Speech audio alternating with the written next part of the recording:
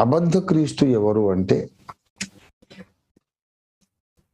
విభాగింపబడిన Alexander సామ్రాజ్యములోని ఉత్తర విభాగములో నుండి వాడు వస్తాడు, అనగా సిరియా నుంచి వస్తాడు గనుక వాడు ఇశ్రాయేలీయుడు కాడు గనుక, అన్యుడే గనుక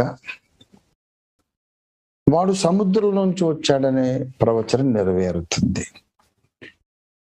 వాడు ఇశ్రాయేలు కాని వేరొక దేశం నుంచి వస్తాడు కనుక ఇశ్రాయేలుతో సంధి చేయాల్సి వస్తుంది. ఇప్పుడు నరేంద్ర మోడీ గారు మన దేశ ప్రధాని, భారతదేశం తాను సంధి చేసుకోవడం ఏంటి? ఆయనే కదా రాజు ఇక్కడ. ఆయన తన సొంత దేశ ప్రజలతో సంధి చేసుకోవడం ఏంటి? సంధి అంటే అంతకుముందు యుద్ధం ఉండాలి. ఇశ్రాయేలు ప్రజలతో క్రీస్తు విరోధి